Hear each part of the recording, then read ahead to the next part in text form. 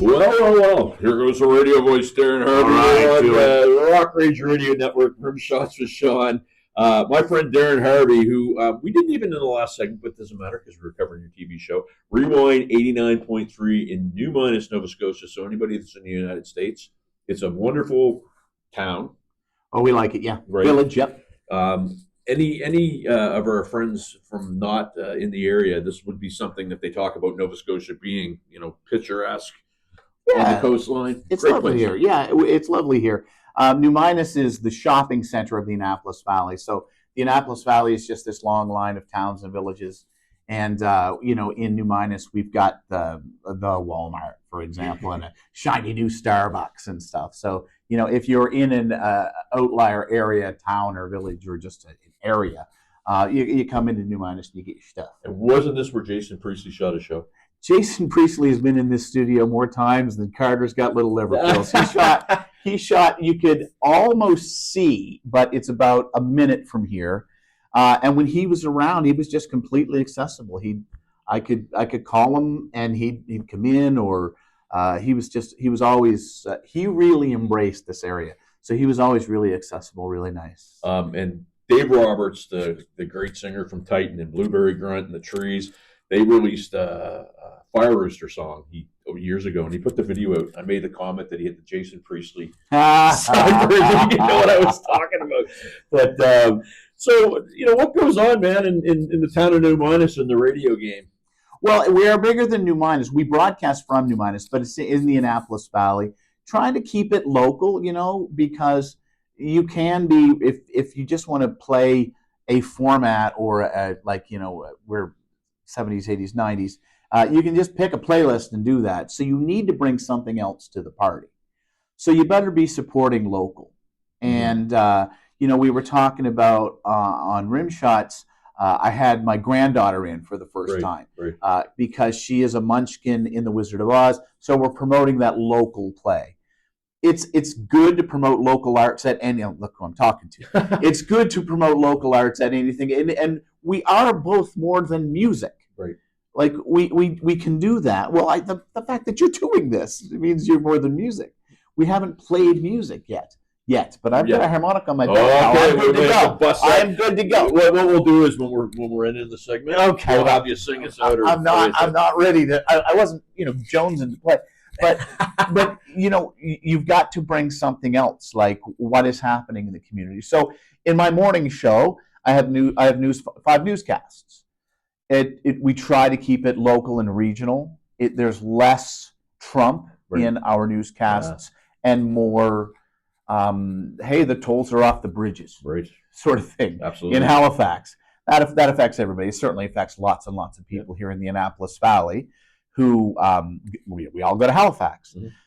That's a thing, and the other thing is we consciously try at this station to do positive stuff.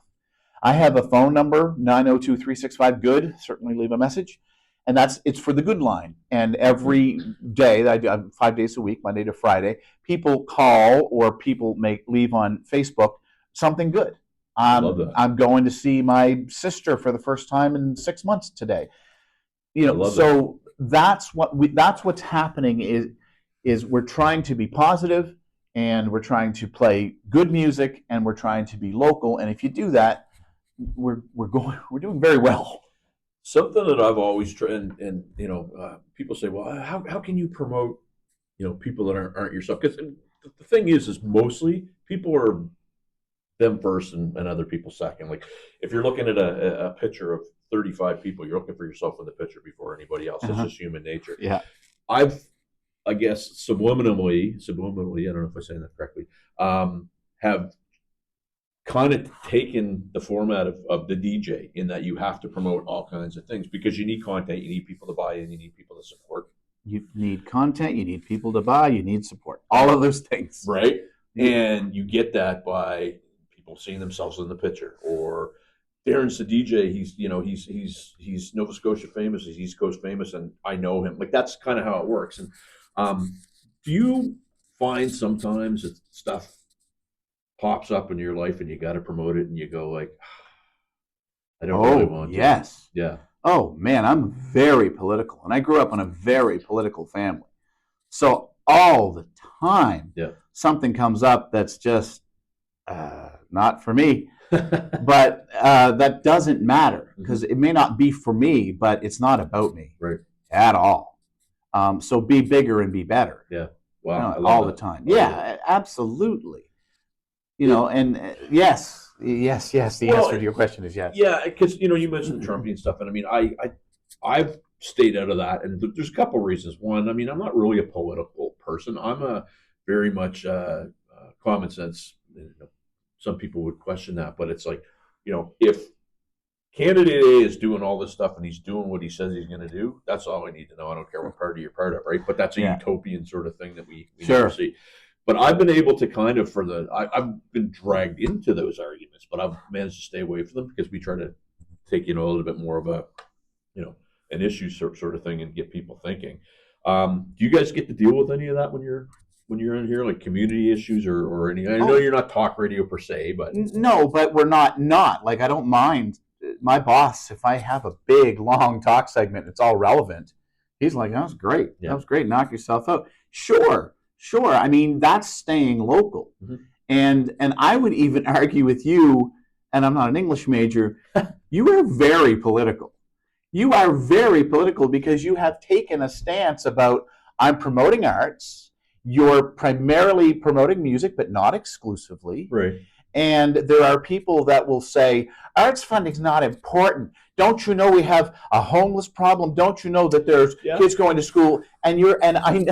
No part of me is suggesting that Sean McKenna doesn't think kids should eat and people have a place to live. That's silly, but it's, can we do something for everybody? Because when arts funding works, other things falls into place. This is really easy. So you are a political person. I've been out. It's just you're not a party political person. No, and you know what? Thank you for saying that, because you're not incorrect. And one of the things I had the opportunity around this time 4 years ago to interview Liberty DeVito, and then he enjoyed it so much he said, "Hey, Russell Javers, who played guitar, you would know this." Yes. Russell loved to come on the show, so we interviewed him, and he was such a nice man, and he was just you're sitting there listening about how those great albums by Billy Joel came together. He said something to me that to this day is in my head. He goes, "Anytime funding is taken away, it's always the arts is hit first." That rang true with me, and I saw it. I had no idea an SCC cut the arts program. Yeah, the music business, was it? Right. Yeah. And somebody said, "Oh, well, you can get a lot of it on the internet." Yeah, but you can. But there's, okay, I can Google how to be a radio DJ. You sure can. Make me a radio DJ. No, you can get a lot of everything on. Like, why would you ever go see a concert again? Music's free on the internet. Right. Because it feels a little different. Well, I mean, it's like this. You're going to regret this. I won't beat up on the streaming services, because anybody can go and find out what I do, and they'll know. I've had stuff happen personally, but it's one of these things where people get astounded when they hear, "Oh my God, they're doing stuff with AI." And you tell them, and then they don't care until it happens to them. Oh yeah. And then the whole world's supposed, the clouds are supposed. You know what I mean? But it is happening. It is happening here. We were talking about Ian James earlier. Ian James. Somebody released. Did you hear about this? So I'm gonna say something here. So we were to Cuba last April, and Miss Ryder had a song that was doing very well. I mean, very well, and nobody locally really picked up on it, which was whatever. It's just the way that it goes. Yeah. Our record label calls us and says, "It's taking the song down because they're accusing you of fake streams." And I'm like, "Okay, okay." So I'm going to pay money to make 50 cents. That's basically the logic. I'm no smart guy, but I'm smarter than that, right? Yeah. So the second thing that happened was, once we get that cleared up, was Spotify, did I say that out loud? You did. Is now creating, through AI, fake artists to try to bump up things through the playlist so that the independents have a harder time. 3 months previous to what happened with Ian, I posted that. Yeah. Everybody said I was just whining, I was just crying, and then it happened to him. Yeah. And all of a sudden it goes to finish the story, somebody released an entire Ian James AI record. Yeah.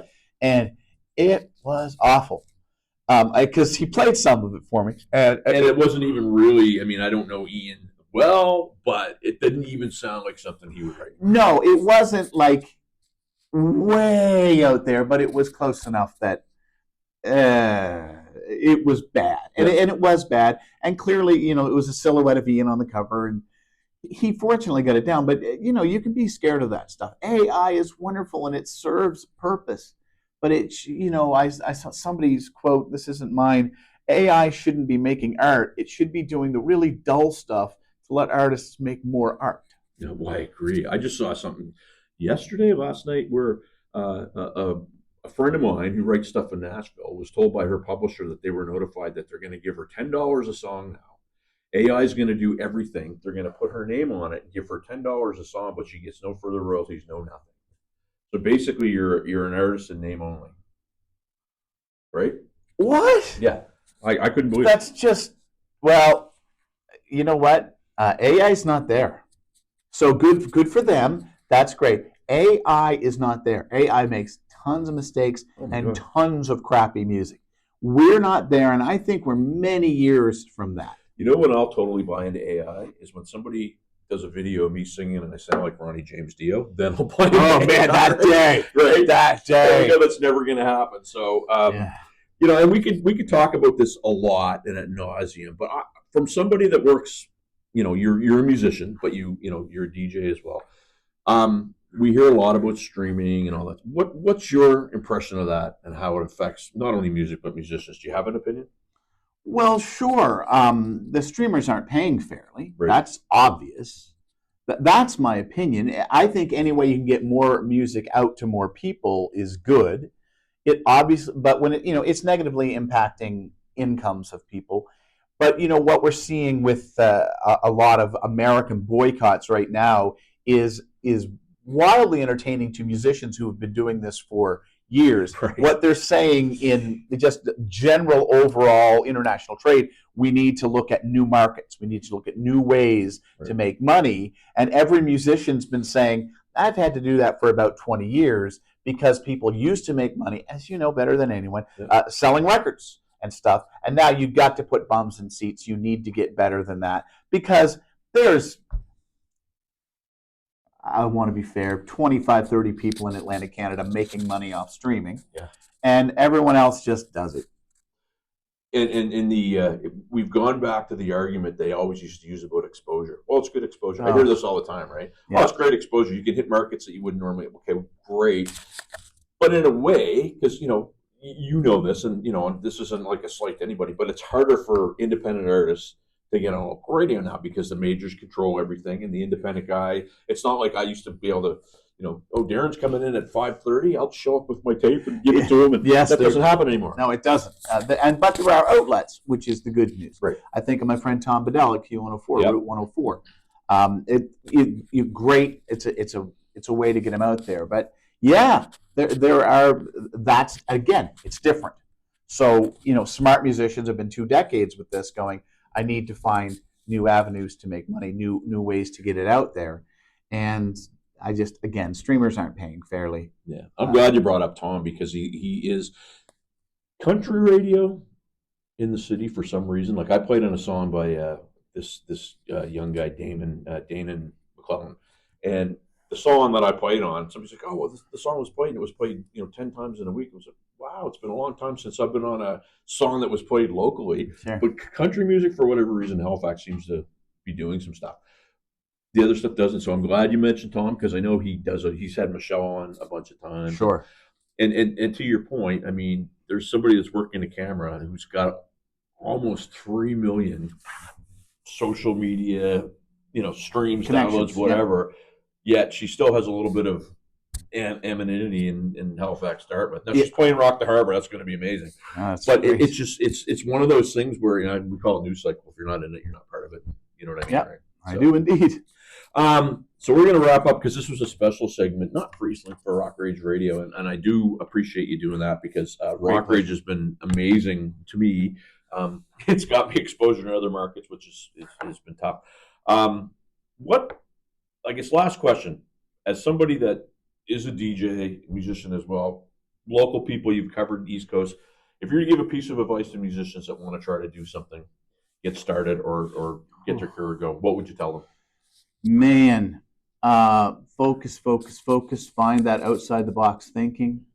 Find your people and love it, because you've got to love it initially, or you're not going to be able to stay with it long enough to be good. But if you love it, this is career advice as well as music advice. Do what you love and try to get paid for it. So if you love it, do what you love and try to get paid for it. And then it works. I am living proof of this. 100%. All I want to do is talk and sing. Right. I get to do both those things. Do you get your harmonica with you? I don't leave home without it. People think I carry a knife on my belt. They do. That's what it's like our friend Dana Westall, the Poison Titan. He's got one of those old cell phones. It's about as big as this thing right here. My brother has that, yeah. You're always like, Ben, you forgot your camera on the table. Anyway, Mr. Harvey is going to play us out here. Rock Rage Radio, thank you so much. Thank you for doing this, Darrin.